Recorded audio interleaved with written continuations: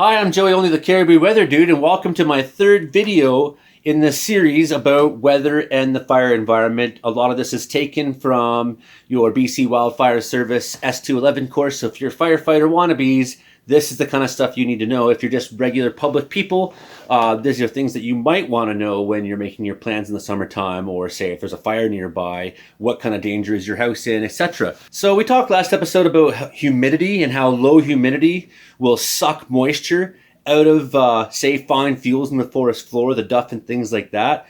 Well, the second ingredient that might add to that, exponentially increase the rate of which it dries, would be wind. It will transport moisture away from the fuels. And at the same time, if there's a fire nearby, wind is going to stretch the flame front and possibly spend sparks and embers and things like that, which may help start spot fires, preheating the areas. It may just, the presence of the warmth itself may preheat, may dry further the fuel ahead of it, which may make the fuel explode even faster. Wind also knocks down trees and things like that. So this may give more force for fuel to burn in the process. So generally speaking, the more wind you have, the greater the spread of fire you're going to have in association, unless you have very damp situation going on. Think about your combustion engine. As it wants to go faster, it requires more fuel and it requires more oxygen to do so.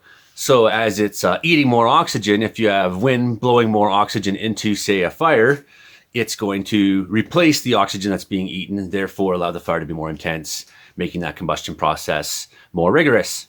Strong winds are going to affect the safety of firefighters, therefore involved.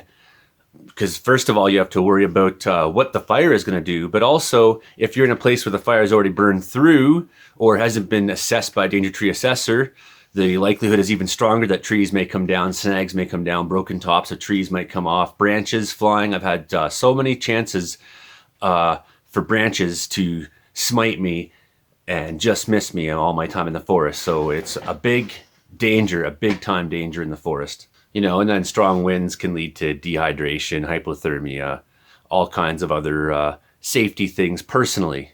Generally with winds, there's a daily variation in their behavior. So often they're very calm at daybreak. Then the heating of the surface of the earth may induce more winds as the day prolongs. Sometimes once you get into the evening, the winds will calm down again. In the afternoons, sometimes you can have erratic fire behavior. You can have erratic spotting ahead of the fire. So late afternoon winds, definitely a concern, especially down in valleys. Different kinds of terrains can induce different kinds of winds at different times. So you have to be cognizant of these possibilities, looking around at where you are in your environment. The direction of the wind is key. Wind likes to blow from high pressure towards low pressure. It likes to blow from the cold to the hot. It affects fire spread rates. Really, really intense fire makes its own wind. It sucks wind in. I've heard this sound like a jet engine. But generally speaking, your big question is going to be, is the wind blowing towards the green or is it blowing towards the black? If it's blowing towards stuff that's already burnt up, great.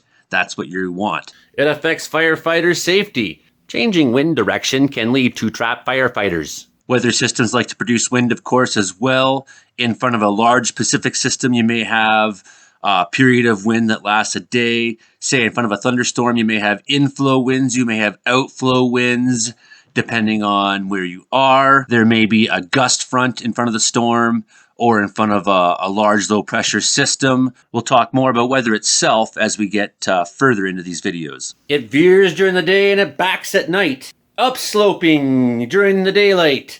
Downsloping during the night. It tends to follow the valleys. Onshore during the day, offshore at night, veers with the valleys. So these are some of the things you have to think about if you are concerned about wind in the fire environment. Please tune in for the next episode, which will be about precipitation. That should be timely because there's a crazy amount of rain coming to BC this weekend. Thanks very much. Subscribe to the channel, hit like, ring the bell, do all that stuff. Share, tell a friend, and we'll see you again. Bye now.